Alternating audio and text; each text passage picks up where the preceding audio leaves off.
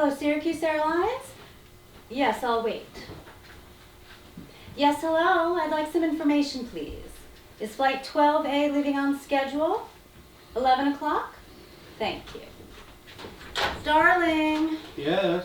I called the airline. The plane's leaving on time. Fine. What are you doing? Looking for the tickets. They're not in there. I have them in my jacket. You better hurry, hadn't you? Now, don't rush me, dear. I hate the feeling of having to rush. Besides, planes never leave when they're supposed to. Remember when you had to go to that analytics seminar in California? I think we sat in that terminal for 3 hours. It was 3 hours, wasn't it, Roy? I guess, just about. And you were so angry. I'll never forget the look on your face. You were ready to charter a Greyhound bus. Here, let me help you. You're a brilliant man, darling, but you're not very mechanical. Oh, that's what wives are for. That and everything else. Have you finished packing? A few odds and ends. How about you? I fought that battle this afternoon. Oh, by the way, Dave Gordon called. Oh, anything important? No, just wishing us a pleasant trip. He and Sybil want to get away next month. Well, that's nice of him to call. He's pretty busy these days. Sybil told me at lunch he's prosecuting 2 cases next week. I suppose it serves him right for having political ambitions. Do you think Dave will ever be governor? It's possible. Sybil in the governor's mansion. Well, it's better than a reconverted farmhouse. Remember when Dave was going to law school? Vaguely. So many years ago. He was working during the days at that place in the village and then classes at night. I don't know where he found the time to study. He borrowed it from me. I had plenty to spare. Why didn't you ever burn any midnight oil? I didn't have to. My wife had a rich father. And you married me for my money? No, darling, your father's. Now, Roy, you shouldn't even joke about that. No, I shouldn't, but I'm afraid I'll never be governor. You don't have to be. I love you anyway. And you love me, don't you, Roy? Very much. I wonder what would have happened if we'd had children. They'd probably be supporting us by now. No, I'm serious. Are you ever sorry we didn't have a family? I hardly think about it. I do. Too much, I suppose. I know I didn't want one in the beginning, and it was always your practice, and neither of us seemed to have the time. And I didn't want to ruin my figure. Well, that's happened anyway, hasn't it? No, not at all. Yes, it has, but you're very flattering, dear. Claire, the maid's coming in tomorrow, isn't she? As far as I know. Well, why don't you call and check? You know, sometimes she forgets. Oh, I don't think she will. Well, call her in. All right, dear. Roy, did you see my gray wool dress? What? My wool dress, the gray one? I was going to take it with me, but I can't seem to find it. No, maybe you left it for the cleaners. No, it should be in the closet. Well,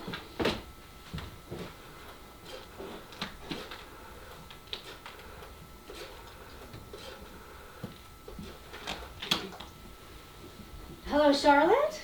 Charlotte, this is Mrs. Fleming. I just wanted to make sure you'd be in tomorrow. About 10 o'clock?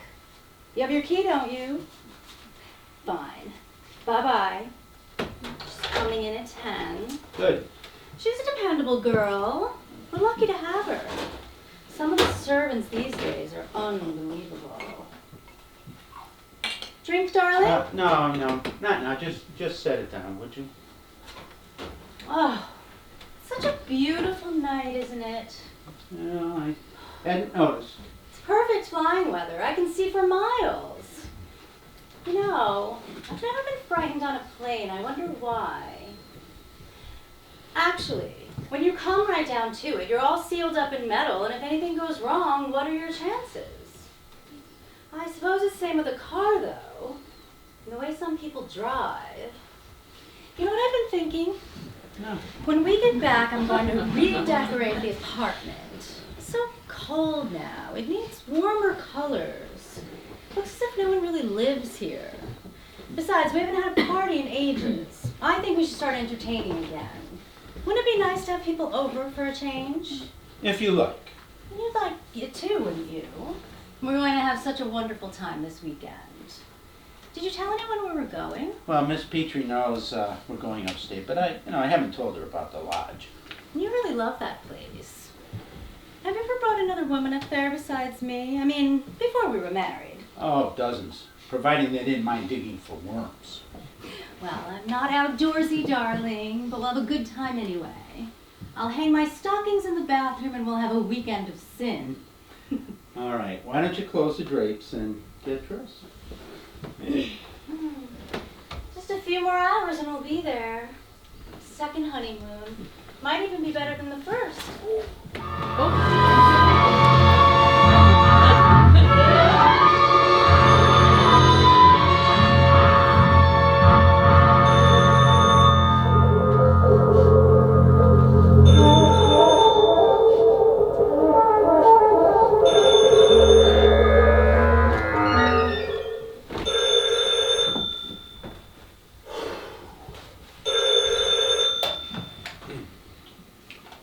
Hello? Oh, hello, Dave. How are you?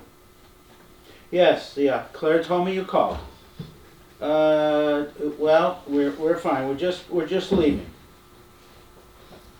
Yeah, no, we'll be back Monday. Yeah, that's right.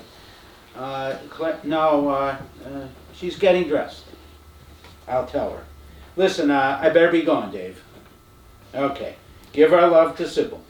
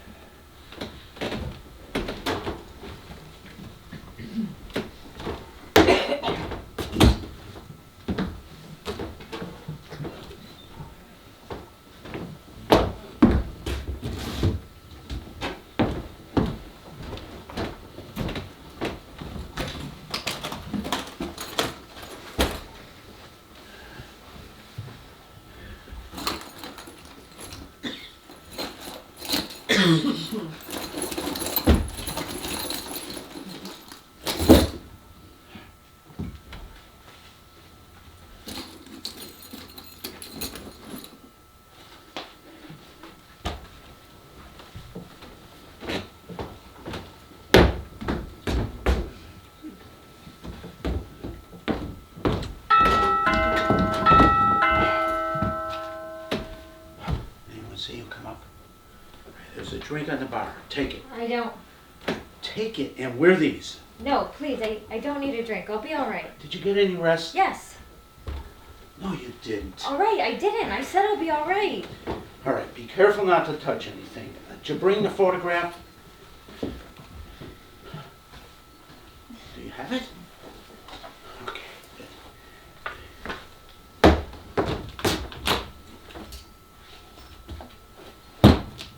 All right. All right. Come on, put it on. Come on, we gotta get ready.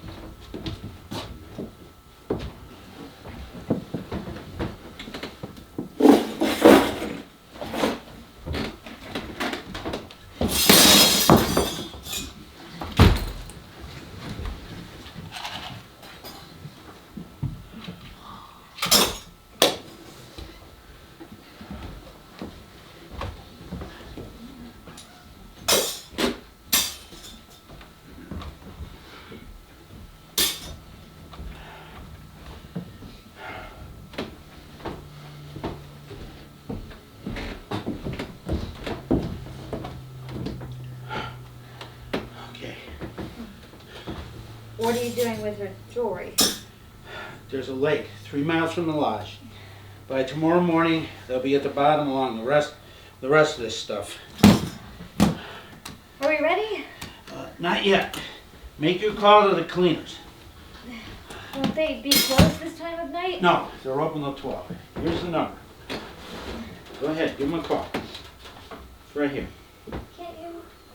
Holly, if you want me to simple phone call. Wait.